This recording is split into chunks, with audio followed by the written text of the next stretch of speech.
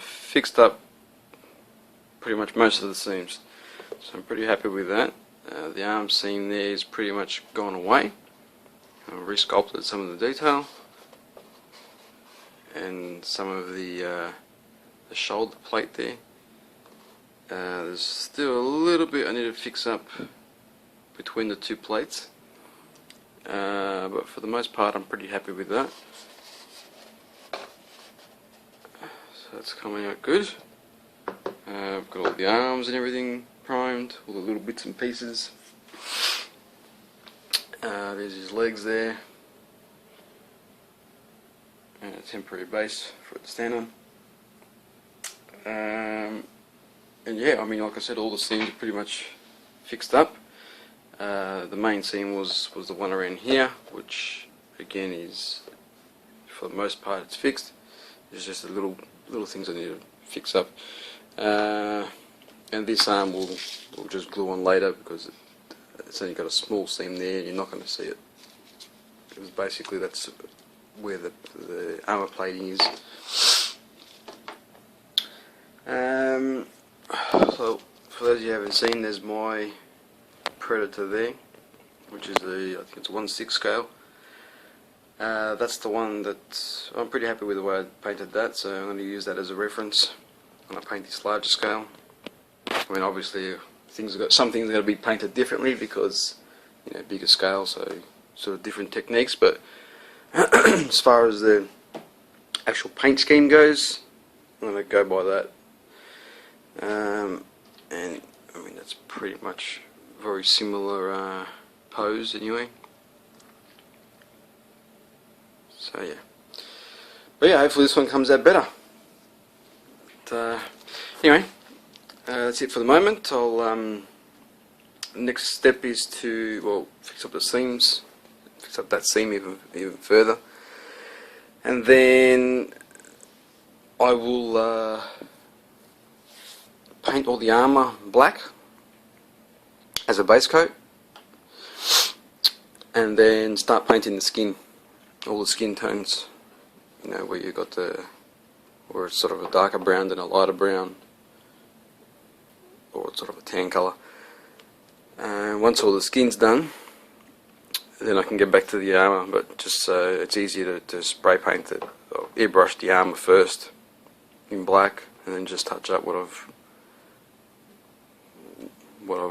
painted over with the brown, basically. So yeah, that's it for now. I'll catch you on the next one. Alright, so we've got the base colours sort of blocked in. I started with the black, like I mentioned, painting all the armour just to give them like a base coat, and I've sort of done a bit of pre-shading with the black on the muscles and stuff, but not, I mean, you could probably do without it, so it doesn't really matter. I also blacked in the hair too. Now when you do the rest of it, you overspray it, so it doesn't really matter. You usually touch it up later, but just to block it out, just to get an idea what's going on. I then gave this skin a base coat of burnt umber mixed with raw umber, which is a pretty dark brown. And now I've just, that's basically the colour there, like a dark brown. And now I've just gone over the muscle tones, doing the highlighting with burnt sienna. As you can see, just to give it a bit of contrast between the deep shadows, and I mean, it's going to be punched up a bit later, but it's just sort of, it's all done in layers basically. So next I'm going to do I'll go in back with the base colour again and just sort of punch up a few of the recesses a bit, and then I'll go over all the muscle tones again with an even brighter colour. It's it's a very bright colour. It's probably like kind of a bone colour, so you get a really strong contrast between the dividing line between the, you know, what do you call it? It's not really a highlight, it's a colour of the skin, so don't know what you'd call it. It's just the texture of the skin, I guess. But anyway, I'm not going to really show the whole body and arms and everything. I mean, most of it, the technique's going to be the same between the body. There's a hand there, the same sort of thing. You got leather, you got skin. So throughout the video, I think I'll just concentrate on this torso, the upper torso, because it's got sort of a bit of everything in there. You got the armor, you got some leather, you got the skin, the hair, eyes, whatever. So instead of me showing you everything on the others, I'll show you later on, but just to cut down the time a bit in the video. But that's it. So now I'll do the paler highlights, and I'll be back with that.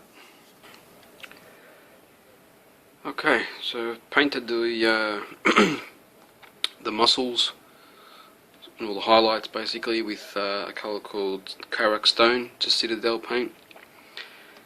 And then I went around the muscles and the highlighted areas with a red oxide, which sort of gave me this orangey look between the brown and the stone sort of colour. Then went over the recesses again with the burnt umber and raw umber mix, just to reiterate the shadows for any overspray and stuff like that. So yeah, it's coming along good. Next thing I'm going to do is just try paint the inside of the mouth with the airbrush. If not, I'll probably hand paint it. I'm going to go for like a pinkish flesh colour inside, and I'll also put the red oxide on top of the head too. So yeah. Alright, so I'll get done with that, and I'll bring another update.